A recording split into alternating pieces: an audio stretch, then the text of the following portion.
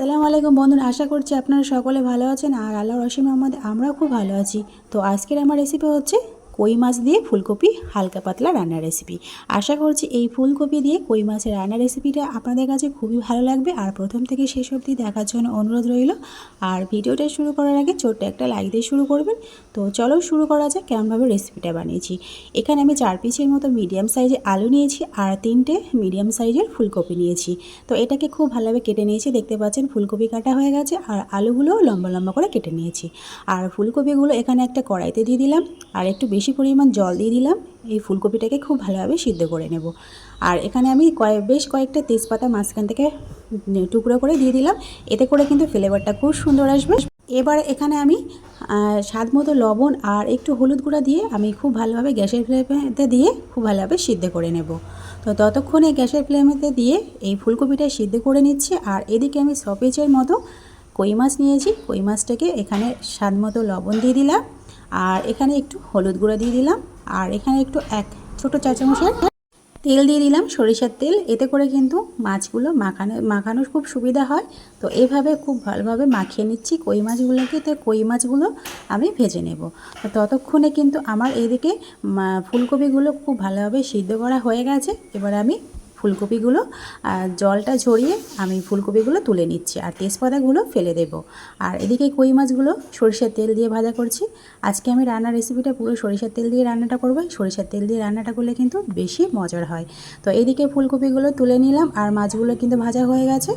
আর এবারে যে মাছ ভাজার তেলটা ছিল এক্সট্রা, সেই তেলটা এখানে দিয়ে দিলাম কড়াইতে। আর যে ফুলকপি সিদ্ধ করে রেখেছিলাম সেই ফুলকপিটা এখানে খুব ভালোভাবে তেলটা গরম হয়ে গেলে আর ফুলকপি দিয়ে খুব ভালোভাবে ভেজে নিচ্ছি।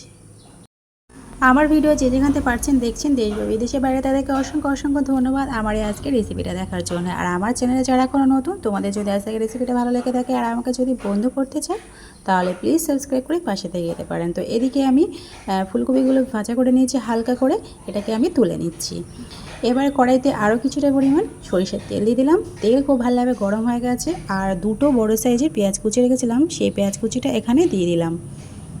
আর খুব ভালোভাবে পেঁয়াজটা তেলের সঙ্গে লাল করে নিচ্ছে। আর এখানে বেশ কয়েকটা পাকা লঙ্কা এখানে দিয়ে দিলাম। এই ঝালটা আপনারা কম বেশি বাড়িয়ে কমে নেবেন। আর যে আলুগুলো কেটে রেখেছিলাম সেই আলুগুলো এখানে দিয়ে দিলাম। আর এই পেঁয়াজের সঙ্গে আলুটাকে ভাজা করে নিচ্ছে, এতে করে কিন্তু আলুটা খেতে কিন্তু বেশ মজার হবে। তো এখানে অল্প পরিমাণ লবণ দিয়ে দিলাম, কারণ আমি প্রথমে একটু আলু দিয়েছি, সেজন্য লবণটা পারফেক্টলি আলুতে ঢোকার জন্য এখানে আমি আলুতে লবণ দিয়ে দিলাম।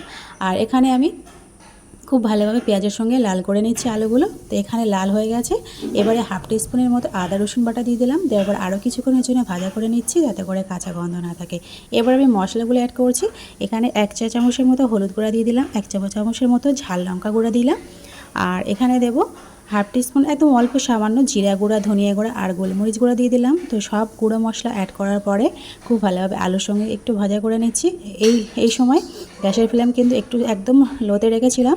তারপর এখানে অল্প পরিমাণ জল দিয়ে এখানে আমি আলুটাকে কষিয়ে নিচ্ছি।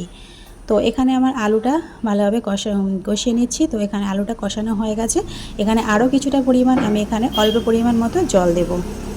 তো এখানে জল দিয়ে দিলাম আরও কিছুটা পরিমাণ। দেওয়ার পরে এবারে ঢাকনা চাপা দিয়ে আমি ততক্ষণে আলুটা সিদ্ধ হয়ে যাবে আর আমার কিন্তু কষানো হয়ে যাবে। তো এখানে 5 মিনিটের জন্য ঢাকনা চাপা দিয়ে দিলাম। 5 মিনিট পর ফিরে এলাম। তো এখানে আমার আলুগুলো কষানো হয়ে গেছে। আর যে ফুলকপিগুলো ভেজে রেখেছিলাম সেই ফুলকপি এখানে আলুতে দিয়ে দেব। দেওয়ার পরে আলুর সাথে আর ফুলকপি সব কিছু দিয়ে ফুলকপিটা দিয়ে এখানে আমি খুব ভালোভাবে আরও কিছুক্ষণের জন্য কষিয়ে নিচ্ছি। তো এখানে ফুলকপি কষানো হয়ে গেছে। এখানে অল্প পরিমাণ জল দিয়ে দিলাম। এই জলটা দিয়ে আরও কিছুক্ষণের জন্য ফুলকপিটা কষিয়ে নেব। তো এবার ঢাকনা চাপা দিয়ে ততক্ষণে কষানো হবে, আমার কিন্তু রান্নাটাও তাড়াতাড়ি হয়ে যাবে এই ঢাকনা চাপা দেওয়ার ফলে। তো এবার আমি ঢাকনাটা খুলছি আরও 5 মিনিট পর। আর এবার আমি লবণ দিয়ে দিলাম স্বাদ মতো। দেওয়ার পরে খুব ভালোভাবে নেড়ে চেড়ে নিয়ে এখানে আমি দেখতে পাচ্ছেন কষানো হয়ে গেছে। আর এবারে আমি জল দেব।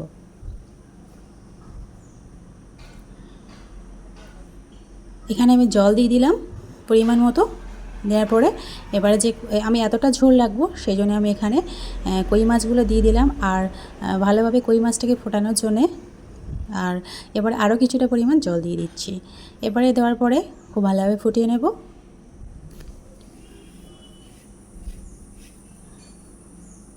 তো তো এখানে কই মাছগুলো দেওয়ার পরে খুব ভালোভাবে ফুটিয়ে নিয়েছি।